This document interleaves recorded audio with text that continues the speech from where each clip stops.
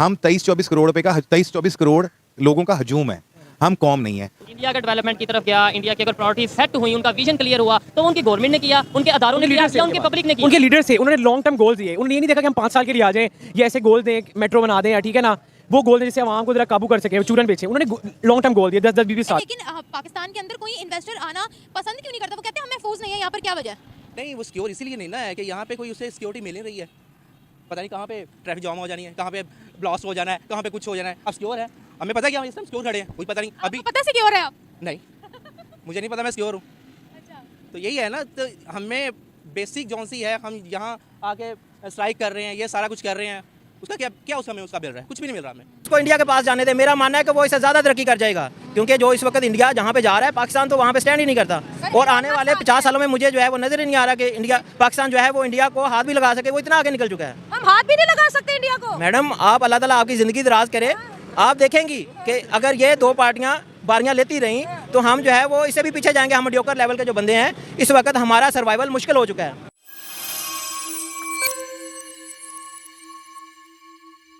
नमस्कार दोस्तों, आप सभी का स्वागत है सिर्फ भारत पर। दोस्तों, आज भारत ने बहुत डेवलपमेंट कर ली है। भारत की अर्थव्यवस्था हो चाहे भारत की जीडीपी, इसमें 5वें नंबर पर आती है। भारत आज सबसे तेज़ी से उभरता हुई इकोनॉमी है और 2027 तक भारत तीसरी सबसे बड़ी अर्थव्यवस्था बनने जा रही है। भारत का इंफ्रास्ट्रक्चर हो तो वह भी काफ़ी तेज़ी से बढ़ रहा है, चाहे रोड्स हो, ब्रिजेस हो या टनल्स। आज रोड्स नॉर्थ ईस्ट के अरुणाचल प्रदेश तक पहुंच गई हैं। वहीं दूसरी तरफ हमारे साथ आज़ाद हुई पाकिस्तान की हालत बहुत ख़राब है। वहाँ गरीब और गरीब होते जा रहा है, वहाँ लोगों के पास खाने को नहीं है। पाकिस्तान की सरकार वहाँ आवाम को सिर्फ हिंदुस्तान से ख़तरा होने और कश्मीर का चूरन खिला खिला के बेवकूफ़ बनाए हुए है। पाकिस्तान की बदतर हालत देखकर वहाँ की यूट्यूबर्स, रिपोर्टर्स कंपैरिजन कर रहे हैं कि भारत और पाकिस्तान एक साथ आज़ाद हुए थे, लेकिन अब देखिए भारत कहां से कहां निकल गया और पाकिस्तान किस बदतर हालत में आया है। आइए देखते हैं इसी के ऊपर पाकिस्तानी मीडिया और पाकिस्तानी पब्लिक किस तरह से कंपैरिजन कर रहे हैं। उसको इंडिया के पास जाने दे, मेरा मानना है कि वो इससे ज़्यादा तरक्की कर जाएगा, क्योंकि जो इस वक्त इंडिया जहाँ पे जा रहा है, पाकिस्तान तो वहाँ पे स्टैंड ही नहीं करता।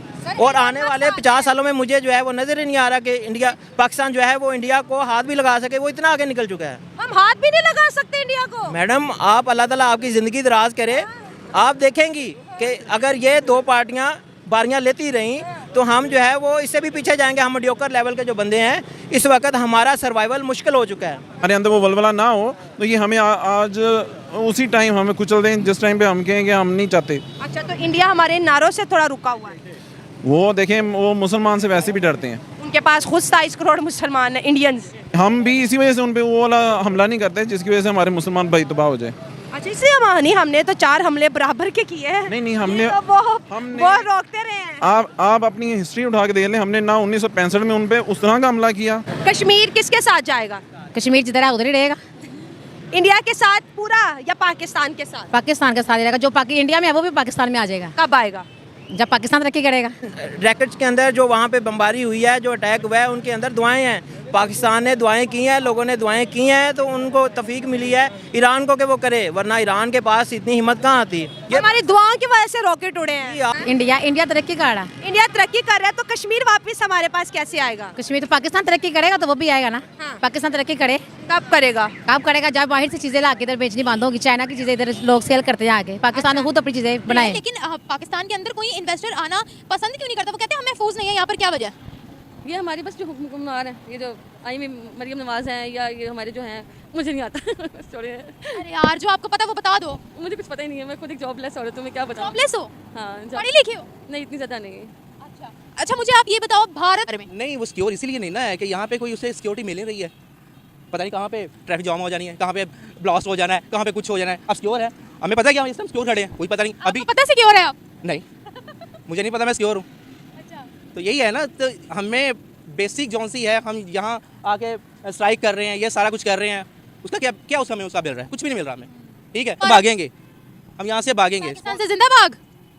अवश्य ऐसे ही होगा ना। हम यहाँ से कहेंगे यहाँ इन्वेस्ट करते हैं, कुछ भी नहीं मिलता हमें, क्या करें। ठीक है, उसके बाद हमने यहाँ से ऐसा कर रहा है कि ये लोग जो यहाँ से भाग नहीं कर रहे हैं, मेरे ख्याल से जो पहले चले गए वो बहुत बेहतर हो गए। क्या बात कर रहे हैं, मुल्क को खाली करना है क्या? क्या बचेगा पाकिस्तान में? वजह यही है ना, जो यहाँ से चले गए बेहतर हो गए ना, और बड़े हैप्पी हैं वहाँ पे। ठीक है, हम यहाँ पे जो सा है जी 24 घंटे भी काम करके वो अर्न नहीं कर रहे, वहाँ पे क्यों हो रहा है? इंडिया के मुझे ये बताएं, हमारा जो पड़ोसी मुल्क है भारत, वो हमसे इतना आगे क्यों है? इस वजह तो उसने तरक्की की हुई है भारत ने, उन्होंने बंदे हुक्मरान ना इंसाफियां करते न, इस तरह बेईमानियां नहीं करते लोगों के नाल और जुल्म नहीं करते। आप मानती हैं कि आज वो हमसे तरक्की में बहुत आगे निकल गए हैं? वो इस वजह से वो बेईमानियां नहीं करते कि वो हुक्मरान इस वजह तो है कि पाकिस्तान तरक्की नहीं कर सकिया क्योंकि ना दे हुक्मरान सही नहीं है। ये बताइए कि आज दुनिया उठा ले तो अब मैं इंडिया से क्या कहूँ, इंडिया हमसे बहुत आगे है। इंडिया हमसे क्यों आगे है? ठीक है, अब हमारी अब यहाँ पे गाड़ी का रेट देखें, कोई भी एक गाड़ी ले लें, ठीक है, ये गाड़ी पीछे ही एक जो खड़ी है, क्या कहते हैं, क्या प्राइस है? मेरे ख्याल से इसकी प्राइस 35 to 30 इसके राउंड 45 से 50 की बात करें, हाँ तो इसके करीब है। और यही इस टाइप की गाड़ी आपको मेरे ख्याल से वहाँ से 5-6 लाख में मिल जाएगी। क्यों?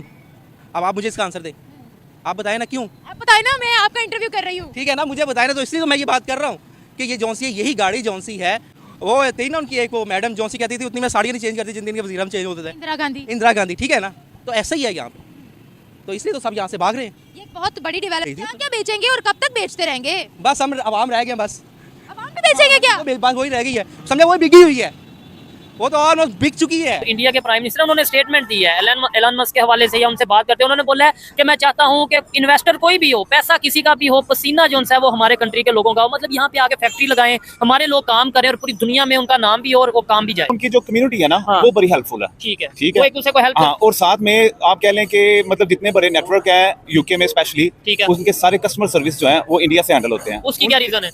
FATF से पाकिस्तान ने जितने पॉइंट से बड़ी मुश्किल से कवर किए हैं वो ग्रे लिस्ट से निकले, तो अब चाहिए कि इस पॉलिसी को आगे लेके चलें ताकि G20 की तरफ भी जाएं, जो कि हमने 2017 में देखा था कि पाकिस्तान G20 में जा रहा था। 2017 में G20 में जा रहा था, आपको लगता है? मतलब मुझे ऐसा नहीं लगता कि G20 मतलब, अगर आप देखें 2017 में पाकिस्तान बहुत तेजी से ग्रो कर रहा था, ठीक है, MNS की गवर्नमेंट में, और उस वक्त G20 की तरफ खबरें चल रही थी कि पाकिस्तान सब ग्रो कर रहा है। ठीक हो गया, लेकिन अभी रिसेंटली इंडिया में G20 की मीटिंग हुई है, उधर बांग्लादेश को एज ए मतलब गेस्ट बुलाया गया, उनकी प्राइम मिनिस्टर को, पाकिस्तान दूर दूर तक उसका नामो निशान नहीं। एलन मस्क और ये जो एप्पल, माइक्रोसॉफ्ट, ये कंपनी होती है, इनको चाहिए होती है चीप लेबर, क्योंकि फॉरेन में लेबर बहुत ज्यादा, ये इनका मेन प्रॉफिट जो है ना ये लेबर में होता है। ठीक है, अब इंडिया में वो प्लांट इसलिए लगा रहे हैं, चाइना से उन्होंने मूव किया है कि उधर उनको बेटर मैन्युफैक्चरिंग ज्यादा चीप रेट्स मिल रहे हैं। ठीक है, तो ये भी एक बहुत बड़ी रीजन है कि वो हमारे कंट्री में भी मूव हो सकते हैं, लेकिन अगर उनको प्रोटेक्शन हो, अगर वो उनकी इन्वेस्टमेंट सेफ हो, ऑटोमेटिकली दूसरे ममालिक हमारी तरफ अट्रैक्ट होंगे, बाहर के इन्वेस्टर्स आएंगे, पैसा इंपोर्ट एक्सपोर्ट होगा, फिर हम अच्छे भी लगेंगे कि हम कश्मीर के बारे में बात करें, कश्मीर के मसलों को सॉल्व करें। डेफिनेटली हम कश्मीर को मसलों को सॉल्व करना चाहते हैं, लेकिन उसके पहले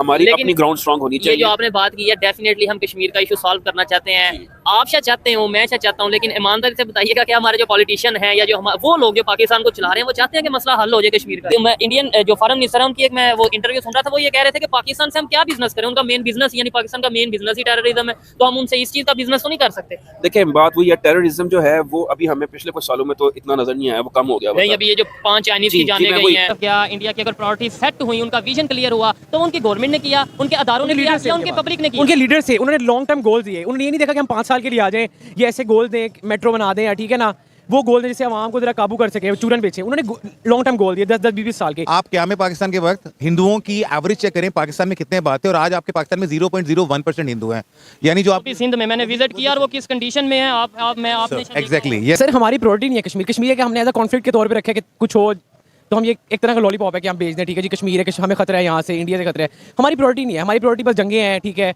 लड़ लिया, वज़ीर-ए-आज़म हाउस में ले आए, उसको निकाल दिया, यही है।